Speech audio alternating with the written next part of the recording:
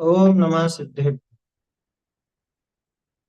मंगलमय मंगल करण वीतराग विज्ञान नमो ताहि जाते भये तादि महा करि मंगल करि हो महाग्रंथ करण को काज जाते मिले समाज सब पावै निज पद राज। सो जिन भाव सदा सुखद अपनो करो प्रकाश जो बहुविधि भव दुख निको करि है सत्तानाश।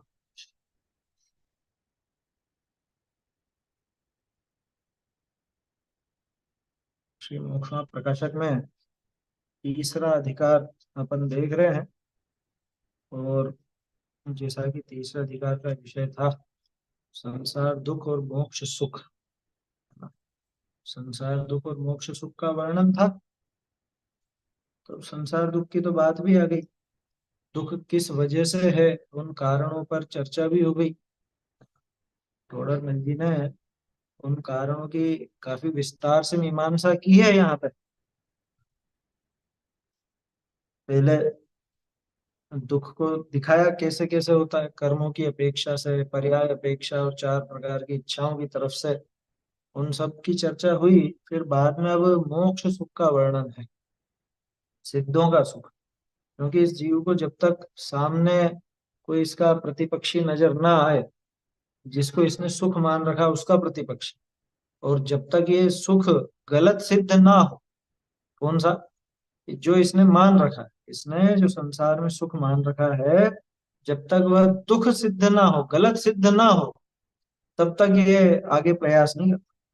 तो उसी क्रम में सिद्धों के सुख का वर्णन यहाँ पे आया। इसमें भी पद्धति वही रखी टोडर मल जी, एक एक कर्म की तरफ से दिखाते गए क्या कि किस कर्म के अभाव में उनके वो दुख का अभाव है, कैसे उनके ज्ञानावरणी संबंधी दुख नहीं, कैसे उनके मोहनी संबंधी दुख नहीं, कैसे उनके और सब कर्मों संबंधी दुख नहीं। आयु तक की बात अपनी हो गई थी। अपन ने देखा था ये सिद्ध पर्याय में द्रव्य प्राण के बिना ही अपने चैतन्य प्राण से सदाकाल जीता है, और वहां दुख का लवलेश भी नहीं रहा। ये जो जीने की वांछा इसकी बनी रहती थी, और आयु के उदय में समझता था कि हाँ इससे ही मैं सुखी रहूंगा या ये टिका रहेगा शरीर। तो यहाँ पे तो टिकना हमेशा हमेशा के लिए है ही सही, बिना आयु के और बिना शरीर के। आयु कर्म नहीं रहे, शरीर भी नहीं रहे, जीव तो अपने चैतन्य प्राणों से जी रहा है लेकिन लगातार, और दुख का लवलेश भी नहीं रहा। जो आयु के बने रहने पर अथवा छूटने पर दुख मानता था, बने रहने पर कैसा, नरक पर्याय, नार की पर्याय, कि वहां पे वो आयु का जो काम नजर आ रहा है, आयु का कार्य माने वहां पे टिका हुआ है, वहां रहना नहीं चाहता था, कैसे भी करके मरण चाहता था। और बाकी की तीन पर्याय में, कि बाकी की तीन में टिके रहना चाहता था कि ये बना रहे शरीर। तो ये दोनों तरह में ही जो दुख था, इसको आकुलता थी, उस आकुलता का अभाव करके अब अनंत सुख प्रकट हो गया, दुख का लवलेश भी नहीं रहा। अनंत अनंत काल तक ऐसे ही रहने वाले हैं। ये बात यहाँ पर हुई थी। आगे अब अपने को नाम और गोत्र दो का देखना है, और विषय रीडिंग तो अपन ने कर ही ली थी। देखो अब क्या कहते हैं नाम कर्म, है ना। पहले तो नाम कर्म का काम समझ लो, जैसे आयु का अपन ने देखा था, ऐसे ही नाम का भी समझना चाहिए। सबसे अ, ज्यादा तो नहीं कहना चाहिए, प्रकृतियां सबसे ज्यादा नाम कर्म की है। काम भले सबसे ज्यादा नहीं दिखे क्या, शरीर में जो कुछ भी है वो भी काफी ज्यादा है, कम नहीं है। हाँ, उसका भी बहुत लंबा चौड़ा डिपार्टमेंट है। हालांकि वेदनीय से कमजोर है, क्यों, क्योंकि वेदनीय का विषय तो पूरी दुनिया के विषय हो गए। वेद जो भी अनुकूल या प्रतिकूल परिस्थितियां मिलती हैं, वो सब वेदनीय के जिम्मे, है ना। घर परिवार हो गया, घर हो गया, घर वाले हो गए, गाड़ी घोड़ा इत्यादि सब हो गए, रिश्तेदार हो गए, सब वेदनीय में। साता का उदय है तो सब अनुकूल रहेंगे, है ना। असता का उदय है तो वही सब प्यारे लगने वाले प्रतिकूल हो जाए, जिनकी खातिर पूरी जिंदगी घिसते रहो उसके बावजूद वही बेरी हो जाएंगे। वही पति या वही पत्नी या वही बच्चे बच्ची, वही माता पिता, वही भाई बहन, वही शत्रु हो जाता है। देर नहीं लगती। तो वेदनी का डिपार्टमेंट तो सबसे बड़ा है। हालांकि प्रकृतियां दो ही है, सिर्फ साता और असत। ऐसे ही उसके बाद दूसरे नंबर पर अपन कहें तो नाम कर्म का है डिपार्टमेंट। क्योंकि नाम कर्म का जो विभाग है उसमें बहुत सी चीजें आ जाती हैं। शरीर की सब तरह की अवस्थाएं आ गई। संसारी जीव शरीर सहित रहेगा ही रहे, और शरीर की तरह तरह की क्या कहें वे अपन परिस्थितियां बनती है। अरे दुनिया भर के मनुष्य है ना, उन मनुष्यों की नाक ही देख लो। सबकी कितने कितने तरह की नाक है। आंखें कितने तरह, किसी की छोटी छोटी सी आंखें, किसी के, और सबसे बड़ा तो आंखें, वो जो रेटिना और ये अंगूठा जो आपके बायोमेट्रिक्स कहलाते हैं, सबके अलग अलग हैं या नहीं। तो जितने जीवों के हैं, और ये तो सिर्फ मनुष्यों की बात की, ऐसे प्रत्येक जीव के, संसारी जीव के, तिर्यंचों के भी अलग अलग कुछ ना कुछ विशेष चिन्ह रहते हैं ना। ये किसके जिम्मे में है? ये नाम कर्म के। कहने को तो 93 प्रकृतियां हैं, काम बहुत ज्यादा है इसका। वेदनी जितना तो नहीं है, लेकिन बहुत है। वेदनी के बाद दूसरे नंबर पर इसी को रखेंगे अपन। हाँ, यश अपयश भी इसके जिम्मे में, इसके ही उसमें है। अच्छा, यश अपयश में भी बड़ी विचित्र बात है। कोई व्यक्ति, उसके बहुत से तो समर्थक होते हैं और बहुत से विरोधी भी होते हैं। उसी टाइम पर इसके यशस कीर्ति नाम कर्म का भी उदय चलता है, और उसी समय पर इसके अयशस कीर्ति नाम कर्म का उदय भी चलता है। ये सब नाम कर्म के जिम्मे है। तरह तरह का नाम कर्म का उदय है। अरे अभी अपनी बात कर लो ना। अपने जैसे मान लो अपन कुंद कुंद आचार्य देव को मानने वाले, टोडरमल जी को मानने वाले, गुरुदेव को मानने वाले, इनको सुनने वाले, अपन तो पसंद करते हैं, अपन तो इनको बहुत मानते हैं। और बहुत से इनको ही गालियां देते। क्या करें?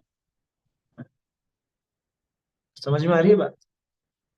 एक चीज है ना, थोड़ा सा विचार करना आप लोग, दिमाग में एक शंका होनी चाहिए। जैसे कोई व्यक्ति गुजर गया, ठीक है ना। गुजर गया मतलब कि भाई, अब जैसे मान लो टोडरमल जी अभी तो नहीं है। अब टोडरमल जी को अपन तो उनकी प्रशंसा करते हैं, अपन तो उनका सम्मान करते हैं, और टोडरमल जी को ही भला बुरा कहने वाले कोई दूसरे लोग भी हैं। तो मुझे ये बताओ, इसमें क्या टोडरमल जी का नाम यश कीर्ति अयश कीर्ति नाम कर्म अभी भी काम कर रहा है? हम्म? विचार कीजिए। क्या अभी भी उनका वो यशस कीर्ति या यशस कीर्ति ना काम कर रहा है? बिल्कुल भी नहीं। अगर अभी काम करना मानोगे, तो फिर तो जो सिद्ध हो जाते हैं, जैसे महावीर स्वामी तो सिद्ध बन गए। अभी महावीर भगवान की अपन पूजा करते हैं, उनकी वंदना स्तुति आदि करते हैं, तो क्या उनके यशस कीर्ति का उदय चल रहा है अभी? तो सिद्ध हो चुके ना। जब तक उसका उदय, जब तक वो कर्म शेष है, तब तक उसके हिसाब से काम समझ लेते कि बाद में क्या है।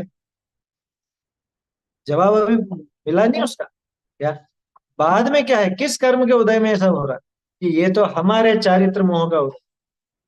समझ में ही बात? हमारे राग रूप चारित्र मोह का उदय है। तो हमको टोडरमल जी से राग है, हमें महावीर स्वामी से राग है, हमें गुरुदेव से राग है। आया समझ? हाँ, वो तो कर्मों से रहित हो गए, सिद्ध भगवान तो रहित हो गए। मैं तो ये कह रहा हूँ जो सिद्ध नहीं भी हुए हों, जैसे टोडरमल जी हैं, या कोई भी अपने आचार्य हैं, कुंद कुंद आचार्य हैं, गुरुदेव हैं, है ना। अभी ये सब गुजर गए, आयु पूरी हो गई, इनकी पर्याय बदल गई, ठीक है। तो अभी वो यशस कीर्ति या यशस कीर्ति काम कर रहा है या नहीं? अभी नहीं कर रहा है। वो उस अभी उनका काम करना मानोगे तो बड़ी समस्या खड़ी हो जाएगी, है ना। बोलिए। जैसे कोई जीवित है तब माना जाएगा यश कीर्ति है, या अपयश कीर्ति नाम कर्म का होता है जीवित हाँ, अवस्था में? उसके जीवन में उसको प्रशंसा मिलना, ये यशस कीर्ति का उदय महावीर है। स्वामी हैं, जीवित होते मान लो, और उनके बारे में कोई अनशन हाँ बोलता, यश कीर्ति नाम कर्म को हाँ, नहीं मानते? तो यशस कीर्ति का उदय कहलाएगा, बिल्कुल कहलाएगा। उस समय वो, अरे जब असता वेदनी का उदय आ जाता है तो नाम कर्म में क्या बड़ी बात है? समझ में ही बात। ध्यान रखना, पीठ पीछे कुछ भी हो या कैसा भी हो, है ना, वर्तमान में उसको गालियां सुनने को मिलना किसी भी व्यक्ति को, ये उसके यशस कीर्ति का उदय। वर्तमान पर्याय जितना ही लेना, आगे मत लेना इसको। आगे लोगे तो समस्या खड़ी हो जाएगी। क्योंकि वो जीव तो, मान लो किसी की तो बहुत तारीफ हो रही है ना, बहुत से जीव ऐसे है ना जिनकी बहुत तारीफ होती है और ऐसा, लेकिन वास्तव में बहुत पापी था, अभी नरक में है। तो उधर तो नरक के दुख भोग रहा है, क्या उसके साथ में उसके यशस कीर्ति का उदय चल रहा है जो यहाँ पे तारीफ हो रही है? या किसी का समझ लो बहुत विरोधी हो, है ना, अब जैन तो यूं भी अल्पसंख्यक है, अब इनके विरोधी भी बहुत हो, तो कोई स्वर्ग में चला जाए तो वहां के सुख भोग रहा है या यशस कीर्ति भोग रहा है? तो वो यशस कीर्ति या यशस कीर्ति ये उसी भाव में काम करती है। आगे जो कुछ हो रहा है वो उस जीव के चारित्र मोह का वैसा उदय समझ, और वैसा भवितव्य समझ। भवितव्य में था, ऐसा होनहार थी कि इनकी तारीफें होनी थी हजारों साल तक। जैसा आज तक हम कुंद कुंदाचार्य देव की जय बोलते हैं, टोडर मल जी को हम बहुत सम्मान देते हैं। कुछ फर्क नहीं पड़ रहा उनके, अभी तो वो स्वर्ग में है।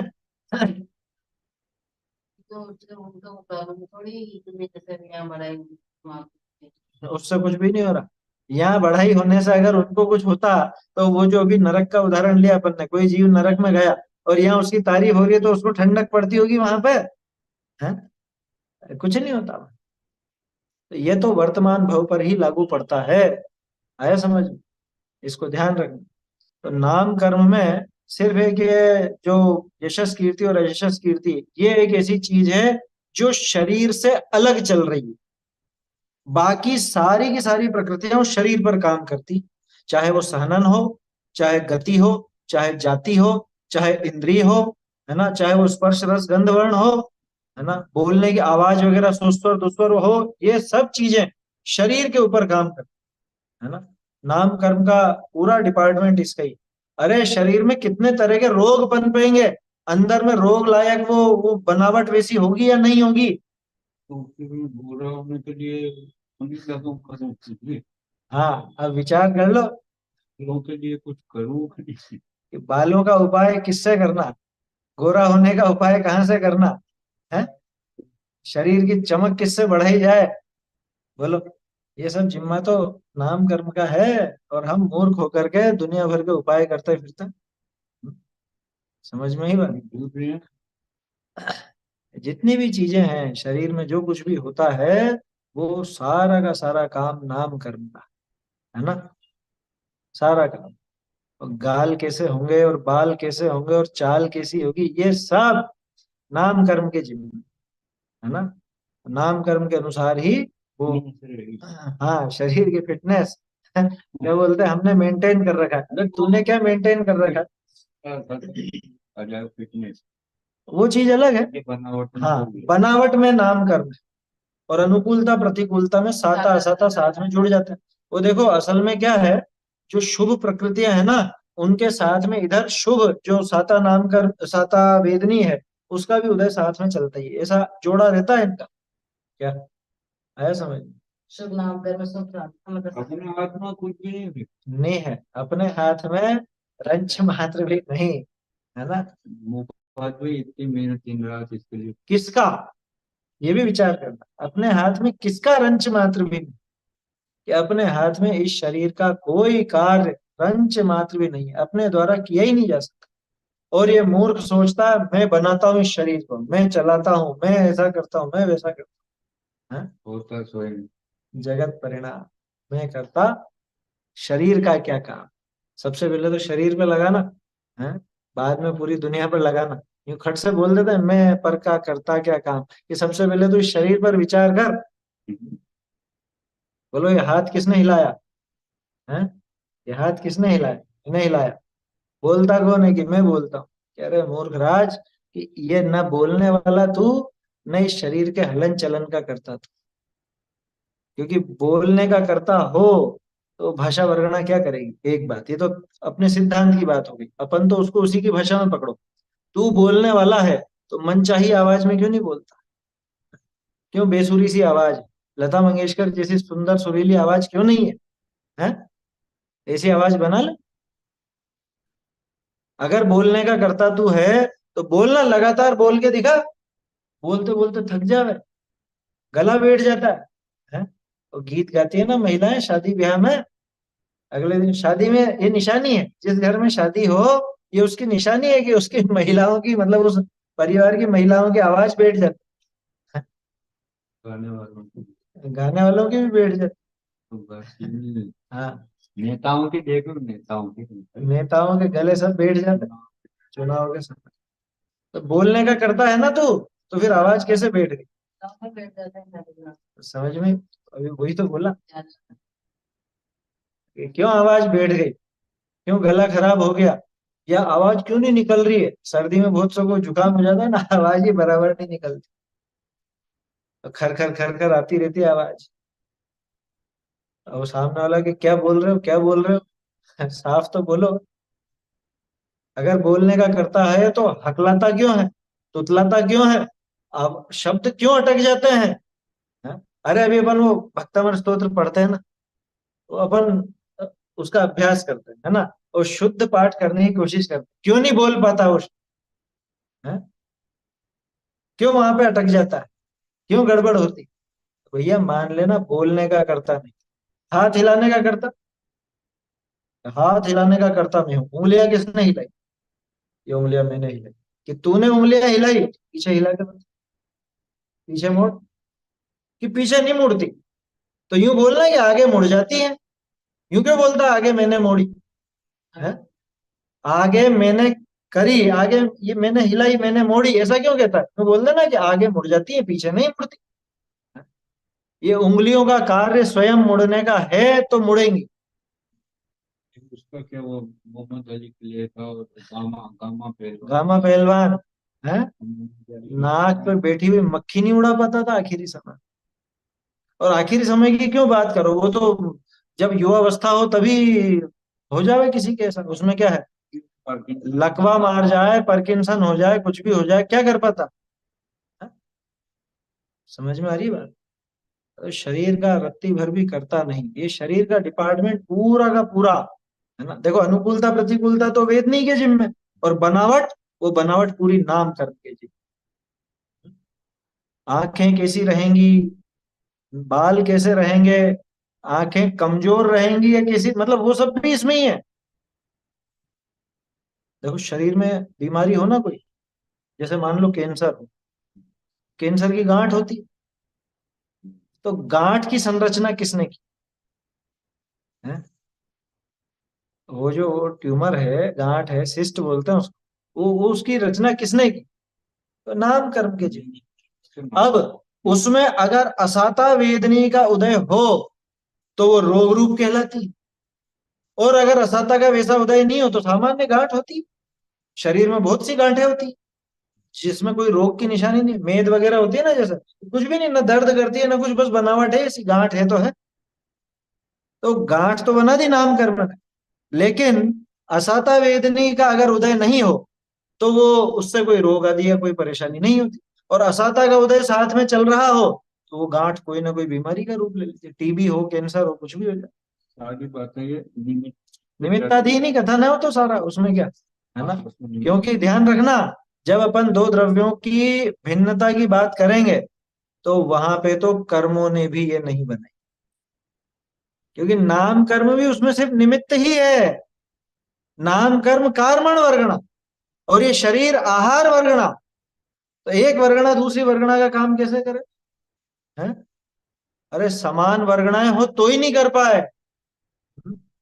समझ में ही बात?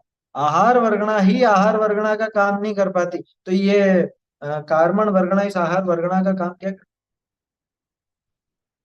समझ में आ रही बात? ऐसा भेद विज्ञान पूरे विश्व में जैन दर्शन दिखाता है और कोई नहीं दिखाता। परमाणु दूसरे परमाणु का नहीं। हम्म। परमाणु मात्र भी भिन्न है, एक परमाणु दूसरे परमाणु का, माने एक द्रव्य दूसरे द्रव्य। अरे उसके भीतर की एक पर्याय दूसरी पर्याय का निकल। हम्म। और यहाँ तक है कि जीव की एक ही पर्याय उस स्वयं की पर्याय में भी कुछ फेर बदल नहीं कर। कैसे है? बोलो, कर लो उसमें। एक ही पर्याय उस समय सम्यक दर्शन की पर्याय है ना। अब वो सम्यक दर्शन की पर्याय वो सम्यक चरित्र को ले आई है? ज्ञान वहां पे था ना, उसमें निमित्त उपादान की चिट्ठी में एक गुण की पर्याय वो दूसरे गुण की पर्याय में हस्तक्षेप नहीं कर सकता। और उससे आगे बढ़ो, आगे पिछली बढ़। पर्याय भी अगली पर्याय का कुछ नहीं कर सकती। पिछली पर्याय में अगली पर्याय का कर्तृत्व अगर देखो तो मिथ्यात्व की पर्याय को सम्यक दर्शन की पर्याय का कर्ता मानना पड़ेगा। और आगे बढ़ो। उससे भी आगे वो पर्याय स्वयं का कुछ नहीं कर सकता। बदलाव नहीं होता, मतलब स्वयं का मतलब कि उसमें और कोई बदलाव यहाँ नहीं होता। अब और आगे बढ़ा, ये तो वस्तु स्वातंत्र है ना, जैन दर्शन में वस्तु स्वातंत्र। वो एक पर्याय के दो अंश, हम्म। एक रागादि रूप एक वीतराग रूप, एक ही पर्याय में एक ही समय में। साधक दशा में है ना ये चारित्र गुण की एक ही पर्याय। हम्म। जैसे अपन ने देखा मुनिराज की पर्याय देख लो, तीन कषाय चौकड़ी का अभाव रूप शुद्धता, ठीक है ना। वो शुद्धता जिस पर्याय में मौजूद है उसी पर्याय में एक कषाय चौकड़ी की अशुद्धि अभी मौजूद है या नहीं। हम्म? वो उस पर्याय में जो शुद्धि मौजूद है वो उस अशुद्धि का नाश क्यों नहीं कर देती है? और अगर जो कहो कि वो दो पर्याय अलग अलग है, नहीं है। तो ये पर्याय पूर्ण शुद्ध होगी तो यहाँ सिद्ध हो जाएगा। हाँ, दो अलग पर्याय नहीं है वो। क्या होगा तो वो सिद्ध बन गई ना, एक पर्याय पूर्ण शुद्ध होगी। मतलब कितनी स्वतंत्रता देखो, कितनी जबरदस्त स्वतंत्रता। एक द्रव्य का दूसरे द्रव्य में तो छोड़ ही दो, है कर्तावाद। ना। एक गुण का दूसरे गुण में नहीं, एक पर्याय का दूसरी पर्याय में नहीं, बल्कि एक ही पर्याय में रहने वाले जो शुद्धता अशुद्धता आदि के अंश हैं उन दो प्रकार की प्रवृत्ति का, एक ही पर्याय की जो दो तरह की प्रवृत्ति दिख रही है उनका भी आपस में कोई संबंध नहीं। इतना ज्यादा इतना जबरदस्त अकर्तावाद वस्तु व्यवस्था में बैठा हुआ। इसीलिए उसको पर कहा, हाँ, जो रागा दिए उसको। और ये स्वर उसी एक ही पर्याय में, ये तो स्वर का उसी होता है। पर्याय में से शुद्धता को तो स्वीकार किया जाता है कि हाँ ये हमारा अंश है, और ये जो अशुद्धता ये हमारी नहीं है, ये पुद्गल की। रागादि को पुद्गल का बोल दिया ना समय सार जी है। अरे वहाँ हुई तो है डिलीवरी। हम्म। हम्म। किसी महिला के डिलीवरी हो, है ना, बच्चा पैदा हो, गर्भ कितना रहता है, गर्भ का वजन 5-6 किलो और ज्यादा है, 8-10 किलो 9-10 किलो का गर्भ का वजन रहता है, और बच्चा निकलता है 3-3.5 किलो का, है? 4 मान लो, है? अब बाकी का क्या है, बाकी का जो कुछ निकला उसे सब हटा दिया जाता क्यों है, उसको वो भी गंदगी वगैरह वो भी उसी पेट में, घर पे लाओ ना है ना, उसको। और वो बच्चा भी उसी पेट में, लेकिन उस बच्चे को अपनाया जाता है, उसे लाया जाता है, और उस अशुद्धि को वो सब छोड़ दिया जाता है कि ये नहीं है हमारा। अब वो कहे तेरे ही पेट में से निकला है, लेकर के जा, कि नहीं नहीं ये हमको नहीं लेके जा, ये सब तो गंदगी है। आके मुझे घर पे ले जाओ। लेके जाएगा कोई, नहीं लिया जाता, तो उसे नहीं अपनाया जाता। हमारे में होगा जो हमारा है। समझ में आ रही है बात। देखो ये तो थोड़ा सा विषय अपन उसमें आगे बढ़ गए, यहाँ तो बात अभी इतनी है कि सिद्धों के जो नाम कर्म की वजह से, नाम कर्म का काम समझ रहे थे अपन तो उसका निमित्त नैमित्तिक संबंध समझ लो। नाम कर्म के निमित्त से शरीर की तरह तरह की दशा होती है ना। जो कुछ भी शरीर की दशा नजर आ रही है, जो कुछ भी, वो सब नाम कर्म के जिम्मे, बनावट वाली, है ना। बाकी अनुकूलता प्रतिकूलता तो साता असाता के जिम्मे, है ना। उसमें साता या असाता वेदनीय निमित्त बनता है, और शरीर की संरचना में नाम कर्म निमित्त बनता है, ठीक है। तो ये तो नाम कर्म की क्या समझ लीजिए नाम कर्म का काम क्या होता है ये अपन ने देखा। अब नाम कर्म से दुख कैसे, ये तो समझाने की जरूरत है ही नहीं। थोड़ा सा मेरा रंग और साफ होना चाहिए था। क्या, क्यों दुखी है? मेरा रंग ऐसा है, या मेरी ऊंचाई ऐसी है, या मैं बहुत दुबला हूं, या मैं बहुत मोटा हूं, या मेरे बाल कम हैं, या मेरे बाल सफेद हैं, या मेरे, क्या मेरे यहाँ पे तिल है या वहां तिल है, कैसे कैसे पागल होता है? बड़ी सफेद दाग। ये ये झुर्रियां पड़ गई, दाग हो गए तरह तरह। बोलो, ये उसमें पागल होता है, दुखी होता है ना, इससे नहीं होता क्या? अरे सारी दुनिया सबसे ज्यादा इस शरीर के बनावट के पीछे ही दुखी है, सारे व्यापार इसके पीछे चल रहे हैं। हाँ, सोच के।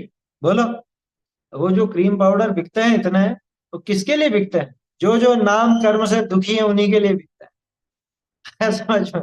नाम कर्म के कारण जो जो दुख इसको लगता है कि अरे थोड़ा सा और है, कितनी चीजें आती है कि मेरी हाइट कम है तो लंबाई बढ़ाने की दवाई लेगा।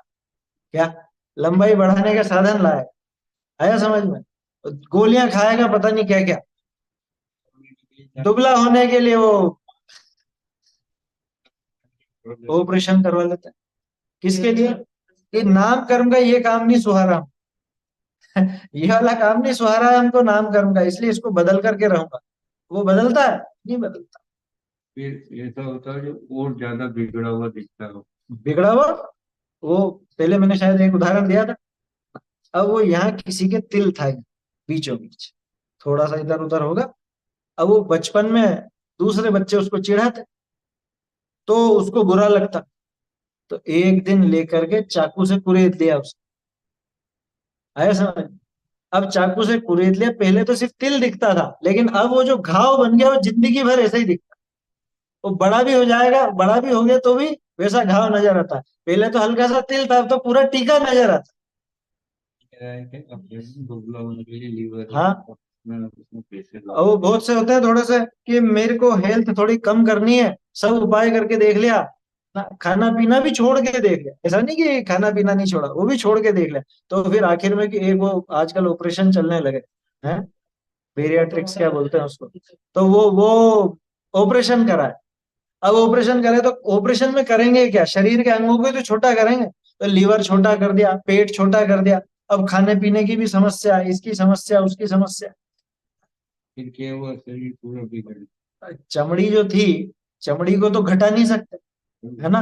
अंदर समझ लो, पहले जैसे गुब्बारा होता है ना, अब वो गुब्बारे में हवा भरी हुई हो तो ऊपर का रबर बिल्कुल कसा हुआ ना जाए, है? ये फुटबॉल समझ लो। अब उस व्यक्ति को नहीं कह रहे अपन फुटबॉल फुटबॉल, लेकिन ये समझो आप तो कि वो जब उसमें हवा पूरी हो तो वो पूरा फैला हुआ और बिल्कुल कसा हुआ दिखता है, लेकिन जब उसमें से हवा निकल जाए तो कैसा हो जाता है? तो ऐसे ढीला सा पड़ जाता है, सल हो जाता है और ऐसा हो जाता है। तो यही चमड़ी का होता है। वो ऑपरेशन कराया, अंदर से तो निकाल लिया माल, लेकिन ऊपर चमड़ी को कहाँ से घटा है? तो चमड़ी लटक जाती है, झुर्रियां पड़ जाती है है। सब। ये क्या हुआ कि पहले जो नाम कर्म ने ठीक ठाक दे रखा था, इसने उसमें छेड़छाड़ करी, तो नाम कर्म ने कहा कि ले बेटा अब तुझे और बता। समझ में ही बात? हड्डियां टेढ़ी मेढ़ी हो जाए, चमड़ी लटक जाए, और उपाय ऐसे उल्टे उपाय करता है। समझ में ही बात? ये तो नाम कर्म के जिम्मे दुखी होता है ना। बात ये है, नाम कर्म के कारण ये सारे संसारी जीव दुखी। अब नाम कर्म में और क्या क्या आता है? अपन ने देखो आयु के समय बात की थी, गति। वो गति भी नाम कर्म का ही भेद है। क्यों? क्योंकि गति तो असल में जीव और शरीर की मिली हुई दशा है। तो असल में जब जीव और शरीर, तो जीव पर तो उसका असर नहीं, लेकिन शरीर की और जीव की जो मिली हुई दशा है, तो शरीर की संरचना वैसी रहेगी। तिर्यंच गति माने तिर्यंच जैसा शरीर भी साथ में रहेगा, तो वो शरीर दिलाने के लिए तिर्यंच गति नाम कर्म काम करता है। जैसे वो पहले मोटा शरीर ऐसा नाम कर्म से था, हम्म। तो जब उसने वो ऐसा करवा दिया, उसको अपन यही कहेंगे कि नाम कर्म से वैसा हो गया। हाँ, नाम कर्म भी पलटा ना। नाम कर्म अगर नहीं पलटता तो वो शरीर नहीं हो सकता था उसका। तो नाम कर्म वैसा हो गया। पलटा उस समय के लिए, पलटा, उसमें क्या है ना? नाम कर्म में पलटाव आया तो वो बदला, नहीं तो कोशिश कर लो खूब, नहीं हो तो नहीं हो। हाँ? बदलाव। अरे किसी को मान लो चोट लग जाए, कुछ हड्डी टेढ़ी मेढ़ी हो जाए, होता है ना कई बार, अब नहीं हो रही सीधी, डॉक्टरों ने भी मना कर दिया नहीं हो सकती ये सीधी, है? हाथ ऐसा टेढ़ा का टेढ़ा ही रहेगा, पैर ऐसा टेढ़ा का टेढ़ा ही रहेगा, गलत खूब कर लो कोशिश। वो तो अपन बहाने बनाते हैं कि गलत जुड़ गई या ऐसा हो गया है वैसा हो गया, अरे कुल मिला के नाम कर्म का उदय ऐसा ही रहना है। ये पहुंचे वहां के पास। समझ में आई बात? तो ऐसा है, नाम कर्म की वजह से ये जीव इस तरह से दुखी होता है। ठीक है, ये तो अपन ने बात कर ली अपनी, है ना, और ये प्रकरण पहले भी आ गया, नाम कर्म के कारण क्या क्या। अब सिद्धों के दुख क्यों नहीं नाम कर्म, वो देखते हैं।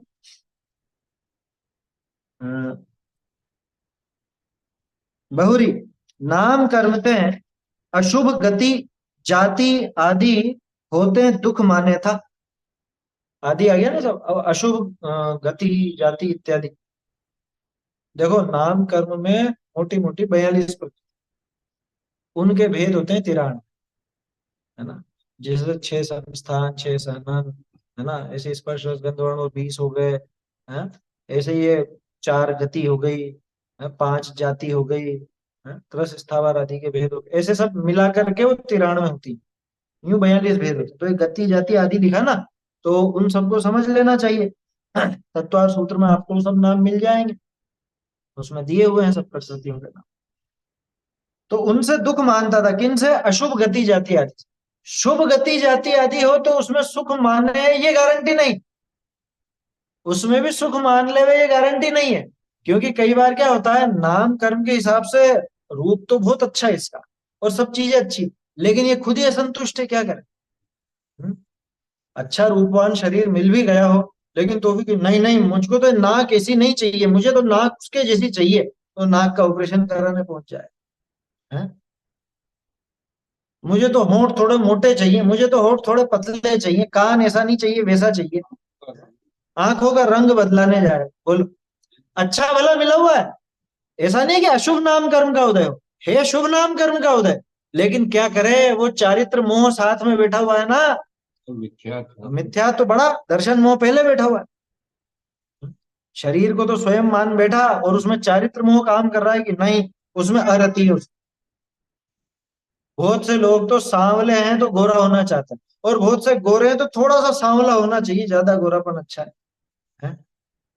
बोलो, अब कहाँ संतुष्ट होगा ये? जिसके चारित्र मोह का ऐसा तीव्र उदय हो, ये जीव कहाँ संतुष्ट हो? गोल मुंह मिले तो लंबा चाहिए, लंबा मिले तो गोल चाहिए, है। और बदलती रहती है ना, ये परिभाषाएं भी बदलती रहती है सुंदरता की, है? कभी तो कैसे लोग पसंद आते, कभी मतलब एक पहले लेख देखा था ऐसा कि सुंदरता की परिभाषा कैसे बदलती रही। मतलब सन 1850 से लगाकर अभी तक उसने हर दशक का वो दिया यार, और साथ में मॉडल के फोटो भी दिए कि उस जमाने में कैसे मॉडल चला करते थे। मॉडल मतलब यही पुरुष या स्त्रियां जो वो मॉडलिंग करते हैं, हाँ? कि सन 50 में इस तरह की महिलाओं को सुंदर कहा जाता था और आज इस तरह की महिलाओं को कहा जाता। कभी तो बिल्कुल वो दुबली पतली को कहा जाएगा, कभी थोड़ा सा हृष्ट पुष्ट उसको कहा जाए। तो सुंदरता का पैमाना भी बदलता रहा। सुंदरता का पैमाना कैसे बदला बताओ? जीव के चारित्र मोह के ही बदलने से बदला। इसके चारित्र मोह का जैसा उदय हो, जो मिले उसमें ही अगर इसको रति भाव हो, रति कषाय का उदय हो, तो उसी में संतुष्ट हो गए। और अरति कषाय मुख्य उदय है, तो वहां पे कैसा भी नाम कर्म मिल जाए, शुभ से शुभ नाम कर्म का उदय हो, है, अरे कामदेव जैसा सुंदर बन जाए तो भी संतुष्ट नहीं। समझ में ही बात?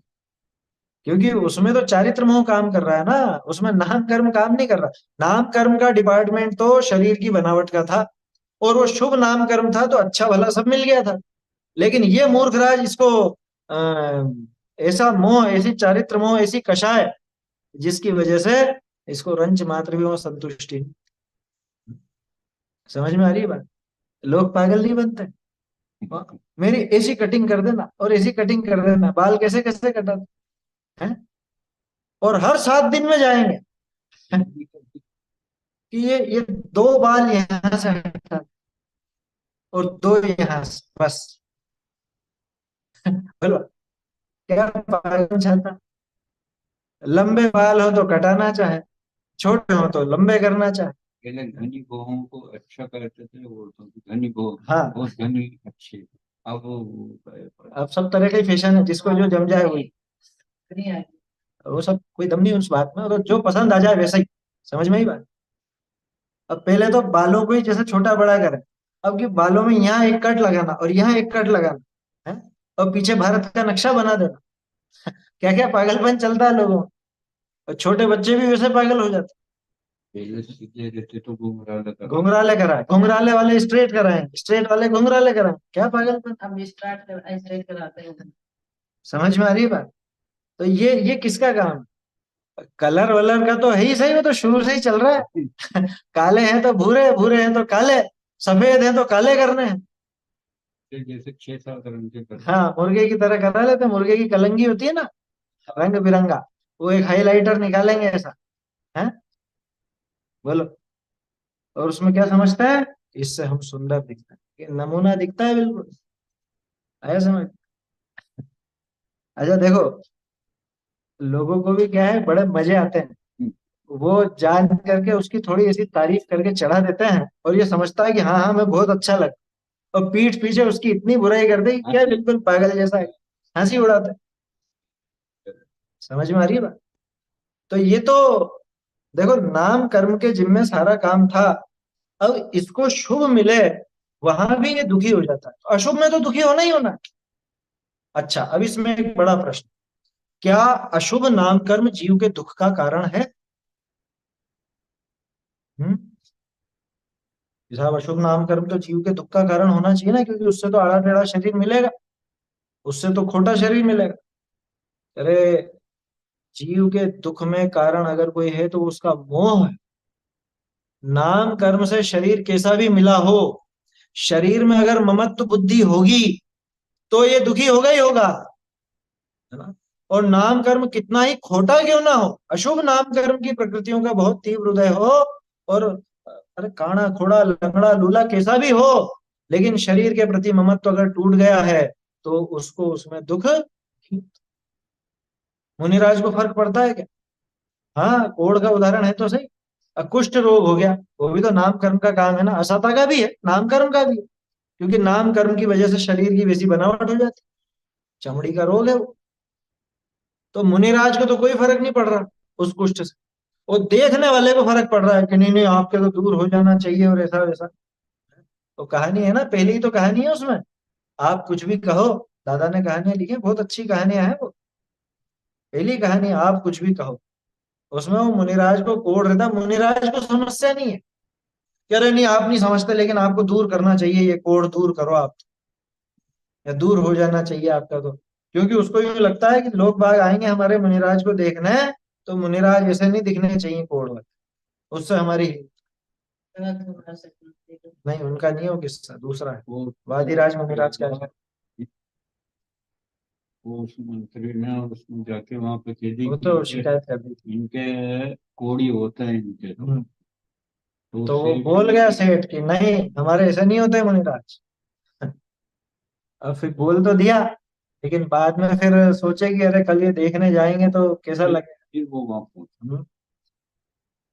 तो वो तो पूरी कहानी है ना। उसमें खास बात अपने को तो ये देखने की है, क्या, कि नाम कर्म के उदय से जीव दुखी होता है या नहीं। सामान्य यहीं पे देख लो, बहुत से लंगड़े, बहुत से के पाँव नहीं है लेकिन वो मस्ती से वो हाथों पे हाँ, डर खा रहा फिर हंस रहा है वो उसको कोई तकलीफ नहीं, हंस रहा कोई खिलखिला तकलीफ नहीं, मतलब वो शरीर के प्रति ज्यादा है ही नहीं ना ममत्व, तो शरीर के प्रति ज्यादा राग नहीं है, तो वो दुखी नहीं होता। एक हाथ के थे और ऐसा कागज से हाँ और पैरों से काम कर रहा हाँ, खूब आराम से। हंस रहा है। हंसता तो खेल उसने स्वीकार किया उस चीज को कि ठीक है जो है, क्या करो।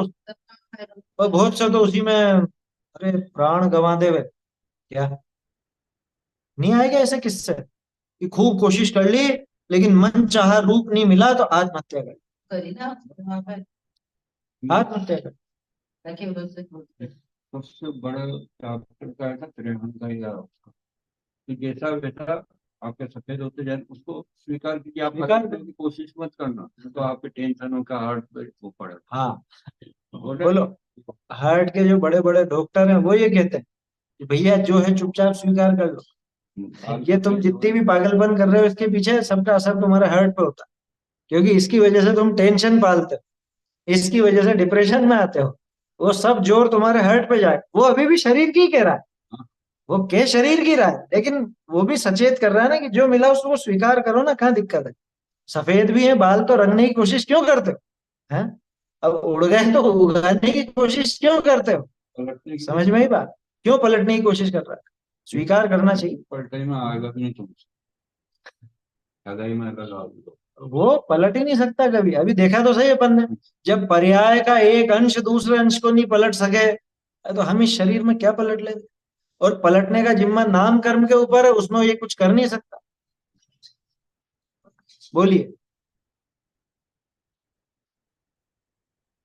पंडित जी, जैसे ये विश्व सुंदरी का चयन होता है, तो उसमें ऐसा हम्म। माने कि उस लड़की का यश कीर्ति नाम कर्म का उदय है, और हाँ आयोजकों हाँ को बिल्कुल। आयोजकों का रति कसाय उत्पन्न हो जाती है, ऐसा? हाँ बिल्कुल है, उसके प्रति राग है ना, उसके प्रति राग बढ़ा, आयोजकों को भी हाँ कि ये बहुत साड़ी, ये बहुत अच्छी है, मतलब ये बहुत सुंदर है और ऐसा है तो उसको हाँ तो वो फर्स्ट कर देते हैं, है ना। दोनों का और सुमेल वहां हो गया है। उसके, हाँ दोनों का सुमेल हो गया, ऐसा माने? हाँ तो ये तो है ही सही। सबका उठा। सबके आपस में देखो, अभी अपन भी आपस में चर्चा कर रहे हैं ना, तो यहाँ अपने आपस में परस्पर में कर्मों का निमित्त निमित्तिक संबंध है। 48 पेज पर क्या पढ़ा अपन ने? वे भिन्न द्रव्य अपने अधीन, हाँ वे तो भिन्न द्रव्य, पहली तो वो, वे तो भिन्न द्रव्य अपने अधीन परिणमित होते हैं या कर्मोदय के अधीन। तो ये निमित्त निमित्तिक संबंध दिखाया ना। जैसे यहाँ पे तो मुझे बोलने का राग है, ठीक है, मेरे बोलने का राग आया, उससे ये शब्द नहीं निकले। इसी समय मेरे बोलने का वैसा राग, इसी समय भाषा वर्गणा का वैसा निकलना, ठीक है, इसी समय आपका सुनने का राग, और इसी समय आपके वो ज्ञानावरण का वैसा क्षयोपशम, तो आपको वो चीज वैसी पकड़ में आती है। और बताऊं, इसी समय आपके मोबाइल चलने जितनी साता का उदय, वो भी तो काम कर रहा है साथ में, है? बहुत तो की है। बहुत सारी चीजें हैं, सारे ही कर्म अपन जोड़ के यहाँ देख सकते। तो मेरे इधर कर्म का उदय कैसा, आपके उधर कर्म का उदय कैसा, ये परस्पर में ऐसा निमित्त निमित्तिक संबंध है। जैसे आया समझ? ऐसा जैसे ऐसा बोला जाता है कि अमिताभ बच्चन की जो शुरुआती कैरियर में, इनकी हम्म। ऑल इंडिया रेडियो में आवाज रिजेक्ट हो गई थी। हाँ अनाउंसर बनने गए थे ये, तो हाँ। ऐसा माने कि इनको सुस्वर नाम कीर्ति कमल का उदय नहीं था, और बाद उस में समय वो नहीं ही। था अच्छा तो भी था मतलब। भाई, और बाद असाता का उदय भी था, नौकरी नहीं मिली, और यशस कीर्ति नाम कर्म का उदय था, तो वहां पे वो नहीं हुआ। उस दूसरी तरफ से अंतराय, लाभांतराय का भी तो उदय था, नौकरी नहीं मिली, हाँ, वही अंतराय भी आवाज काम इतनी कर रहा है। वही आवाज इतनी प्रिय हो गई लोगों को, तो सुस्वर कीर्ति नाम कर्म का उदय हो गया। नहीं नहीं नहीं, देखो, सुस्वर या दुस्वर वो तो चल रहा है वैसा का वैसा ही, आवाज वही थी, वही आवाज, लेकिन साथ में और दूसरे फैक्टर भी थे ना। आवाज वो की वही रही, लेकिन उस आवाज के साथ में जब तक यशस कीर्ति का उदय ना हो, तब तक वो आवाज प्रसिद्ध नहीं होगी, तब तक वो आवाज की प्रशंसा नहीं होगी, है ना। और अंतराय, वो नौकरी वाली बात में अंतराय की बात आ जाए, नौकरी नहीं मिलने में। बाकी जो आप कह रहे हो पहले तारीफ नहीं हो रही थी, अब तारीफ हो रही है, वो यशस कीर्ति का उदय नहीं आया तब तक तारीफ नहीं हुई, नहीं तो यश कीर्ति, आवाज वो की वही रही है। आवाज नहीं, आवाज के बारे में बोला जाता है ना, सुस्वर कीर्ति नाम कर्म का उदय, और और दूस्वर, ये दो क्या है? हाँ अगर पलट गई हो तो देखो, सुस्वर में तो आवाज बहुत मधुर रहेगी, और दुस्वर में आवाज बिल्कुल ऐसी फटे बांस जैसी, जो सुहाए नहीं, सुनने में कठोर लगे, हैं, ऐसी। आया समझ में? तो वो सुस्वर और दुस्वर है। देखो, सुस्वर हो या दुस्वर हो, उससे फर्क नहीं पड़ता, किसी की दुस्वर भी हो, लेकिन यशस कीर्ति का उदय हो, तो भी वो आवाज लोगों को बहुत अच्छी लगी। बहुत सौ की होती है ना ऐसी, बिल्कुल फटी सी आवाज होती है, लेकिन वो गाता है तो गाने की उसको सुर ताल वगैरह की समझ है, तो उसकी बहुत तारीफ की जाती अच्छा तो है। ऐसे कुछ हुए गायक, है ना। अब क्या कहें अब, वो आवाज मोटी सी है, वो महिला है, लेकिन आवाज पुरुषों जैसी, तो भी वो आवाज जो गाने की, वो बड़ी अच्छी लगती। भूसा वो उठा। विदेशों में ओपेरा चलता, ओपेरा है, और उसमें तो भूसा। बिल्कुल ऐसी पतली सी आवाज अपने को तो चुभेगी कानों में, और उसको बड़ा, उनको बड़ा मजा आता है उसको। तो खैर वो तो सब नाम कर्म के उदय से अलग अलग तरह की बात यह है अशुभ नाम कर्म का उदय हो, अशुभ प्रकृतियां उदय में हो, तो ये चारित्र मोह के कारण भी, और दर्शन मोह तो पहले ही पड़ा हुआ है, चारित्र मोह की मुख्यता से वहां पे दुख महसूस करता है, दुखी होता है। ठीक है, देखो क्या लिखा, अ, अशुभ गति जाति, जाति में क्या क्या आता है? आप कौन सी जाति के हो? ये जाति लिखेंगे वहां पे, हिंदू है या जैन है, वो नहीं है जाति, पंचेंद्रीय जाति। जाति अपेक्षा आप और गाय भैंस एक ही हैं, मालूम है? समझ में आ रही है बात? उनके भी पंचेंद्रीय जाति है और हमारे भी पंचेंद्रीय जाति है।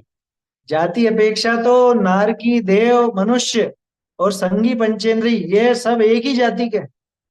जाति के 5 भेद, एकेंद्रीय, द्विंद्रीय, त्रिंद्रीय, चतुरिंद्रीय, पंचेंद्रीय, है ना? ऐसे नहीं, वो पंचेंद्रीय है, पंचेंद्रीय है तो पंचेंद्रीय जाति। जाति के 5 भेद, वो इंद्रियों के हिसाब से, आया समझ? और त्रस स्थावर के हिसाब से अलग अलग हो जाएंगे, त्रसपना अलग दिखेगा, है ना? तो ऐसा है, गति है, जाति है, और क्या बोलते हैं, जैसे स्वर आ गया, इसी तरह से संस्थान है, सहनन है, इनमें से कुछ शुभ है कुछ अशुभ है, स्पर्श आदि है ना? 20 ही प्रकार के स्पर्श, सॉरी 20 ही प्रकार के जो ये स्पर्श रस गंध वर्ण है, ये चारों मिला के 20 होता है। तो ये 20 प्रकृतियां शुभ रूप भी होती है, अशुभ रूप भी होती है। क्या समझ में ही बात? ये प्रकृतियां शुभ रूप अशुभ रूप दोनों तरह की होती हैं। जैसे कठोर स्पर्श, किसी किसी चीज में तो कठोर स्पर्श अच्छा लगता है, और किसी चीज में नरम स्पर्श अच्छा लगता है। पापड़ कैसा चाहिए है, नमकीन कैसे चाहिए? ये तो कठोर कड़क होना चाहिए, वहां तो स्पर्श ऐसा होना चाहिए, है? और चावल कैसे चाहिए? समझ में आ रही है बात? तो वैसा ही है, गुलाब जामुन तो हो जाए पापड़ जैसे, और पापड़ हो जाए गुलाब जामुन जैसा, तो वो स्पर्श नहीं अच्छा लगेगा। तो वैसी बात है ना, तो उसमें सभी तरह के स्पर्श रस गंध वर्ण, ये 20 की 20 प्रकृतियां ही शुभ रूप अशुभ रूप दोनों तरह की होती है, और वो घटित करना शरीर के ऊपर। उदाहरण तो अपन ने वो नमकीन वगैरह का लिया है, घटित शरीर पर करना, क्योंकि नाम कर्म गुलाब जामुन के नहीं होता, मनुष्यों के होता। समझ में आ रही है बात? दांत हो जाए, गाल ये तो। बोलो, दांत कैसे चाहिए और गाल कैसे चाहिए?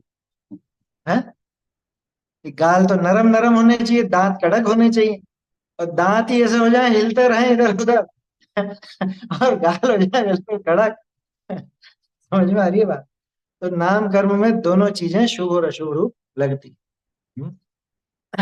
गाल चाहिए सफेद और बाल चाहिए काले, हैं? ये क्या है? ये नाम कर्म के तरह तरह के भेद। खैर, चाहने से नहीं होता, होता तो वही है जो नाम कर्म ने जैसा भी रच दिया। तो नाम कर्म से अशुभ गति जाति आदि होने से दुख मानता था, सो अब तिन सबनी का अभाव भया। यहां तक की बात करने के लिए पूरी अपन ने नाम कर्म की कुंडली देखी है, उस सारी की सारी प्रकृतियों का ही अभाव हो गया, तो अब दुख कहां से हुई? साहब मेरे तो नाम कर्म का ऐसा उदय था जो मैं बहुत दुखी होता था, कि ठीक है तू उस दुख अशुभ नाम कर्म की वजह से दुखी होता था ना, वो अशुभ नाम कर्म सिद्धों के है ही नहीं, वो प्रकृतियां ही समाप्त हो गई, अब दुख कहां से हो? और शुभ गति जाति आदि होते हैं, किंचित दुख दूर होने ते सुख माने था। अच्छी अच्छा नाम कर्म हो, है ना, गति अच्छी हो, जाति अच्छी हो, स्पर्श आदि अच्छे हो, है, और चीजों की बनावट सब अच्छी हो, आवाज वगैरह अच्छी हो, शारीरिक संरचना सब अच्छी अच्छी दिखे, तो उसमें सुख मानता था। लेकिन अब उनके बिना ही सारा सुख प्रकट हो गया, उनके बिना ही, तो अब उनकी जरूरत क्या है? देखो, दो तरफ से देखना, अशुभ नाम कर्म की वजह से दुख मानता था, तो अशुभ नाम कर्म का तो अभाव हो गया, तो अब दुख नहीं रहा। दूसरी तरफ शुभ नाम कर्म ऐसा मिले ऐसा मिले ऐसा मिले तो सुख मानता था, अब उनके मिले बिना ही अनंत सुख प्रकट हो गया, तो शुभ नाम कर्म की भी आवश्यकता नहीं रही, तो पूर्ण सुखी है ना? अब तिन बिना ही सर्व दुख का नाश और सर्व सुख का प्रकाश पाइए है। सारे दुख का नाश हो गया और सारे सुख का प्रकाश हो गया। शब्दों का प्रयोग देखो टोटल में, सारे सुख का प्रकाश, चैतन्य और आनंद का प्रकाश, ऐसा प्रकाश फैला हुआ है। ताते तिनका भी किछु प्रयोजन रहा नहीं। किनके? वो जो शुभ नाम कर्म की प्रकृतियां थी, उनसे अब कोई सुख का प्रयोजन रहा नहीं, वो उन प्रकृतियों का ही कोई प्रयोजन नहीं रहा। ऐसा ही नाम कर्म के कारण जो दुख होता था, वो दुख भी सिद्धों के नहीं है ना। ये बात यहाँ पर अपन ने देखी। मैं सोच रहा था आगे का भी हो जाता, लेकिन इसमें ही चर्चा ज्यादा हो गई। कोई बात नहीं, अब कल अपन ये देखेंगे गोत्र के निमित्त से कैसा दुखी होता था जीव, और अब वो दुख का कैसे अभाव हो गया। बोलो भाई। मैं ऐसा कह रहा था कि जैसे कि नाम कर्म और ये गोत्र कर्म की अपन ने चर्चा की, तो इसमें तिर्यन और जो नारकी जीव है उनमें नाम कर्म और गोत्र कर्म हम कैसे लागू करेंगे? देखो, जैसे गोत्र का तो ऐसा मनुष्य है। पर्याय में। हाँ, गोत्र की तो बात कल करेंगे अपन, है ना। अभी तो नाम की बात करी। नाम तो लागू पड़ता है ना शरीर में। जैसे अपन देखते हैं तिर्यंचों के और नारकियों, तिर्यंचों हम्म। के तो फिर भी किसी किसी शुभ का और अशुभ का दोनों तरह का उदय चलता है, और नारकियों के अधिकांश अशुभ कर्म की प्रकृतियां, अशुभ नाम कर्म की प्रकृतियां होती अधिकांश। जैसे गति और जाति की बात है ना, गति देखो तो स्पष्ट है, नरक गति का उदय है। गत्यानुपूर्वी भी वो नरक गति का है ना। और वहां पे अपन देखें जाति, तो जाति पंचेंद्रीय है। त्रस स्थावर में त्रस है। अब फिर वो सहनन वगैरह लगा लो तो सहनन तो होता ही नहीं उनके, क्योंकि हड्डियां है नहीं, शरीर में हड्डियां हम्म। नहीं है ना, तो सहनन नहीं है। संस्थान की अशुभ संस्थान है, बिल्कुल बेकार वो। जैसे वहां स्वाति संस्थान होता है, सांप की बाबी की तरह, ऐसे ऊपर तो पतले और नीचे से ऐसे मोटे से, ऐसा ऊट पटांग संस्थान रहेगा, विपरीत रहेगा, है ना। और ऐसे स्पर्श रस गंध वर्ण देखो तो सारे बुरे से बुरे स्पर्श उनके, सारे बुरे से बुरे रस उनके, है ना, गंध वर्ण इत्यादि सब अशुभ। तो वहां पे ऐसा नहीं है कि वहां नहीं लगता। नाम कर्म के भेद तो चारों ही गतियों में लगेंगे। 93 प्रकृतियां हैं। 93 प्रकृतियों में से कोई कोई प्रकृतियां उनके अब देखो क्या कहें, अगर इसको अपन शुभ और अशुभ में बांटे तो कुछ कुछ शुभ प्रकृतियां भी नजर आ जाती है। जैसे पंचेंद्री बना, त्रस पना, ये तो है ना। त्रस पना और पंचेंद्री बना तो है, इतना तो है उनके। लेकिन अधिकांश पाप रूप प्रकृतियां ही है, अधिकांश अशुभ नाम कर्म की है।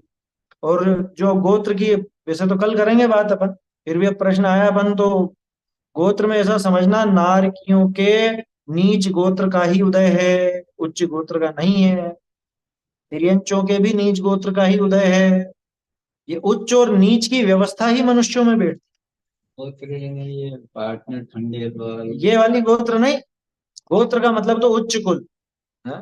नहीं तो बहुत से लोग इसमें ही करने लग जाए, हमारी गोत ऊंची और इनकी गोत नीची। क्या समझ में आई बात? लेकिन जैन तो है, ये भी जैन है, हम भी जैन है, लेकिन हम ऊंचे वाले हैं। अरे तू कहाँ से ऊंचा वाला हो गया? समझ में आई बात?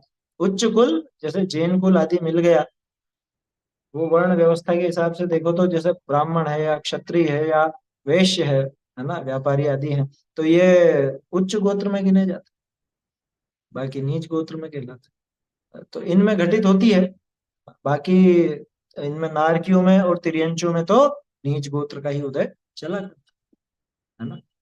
ऐसा, बोलिए।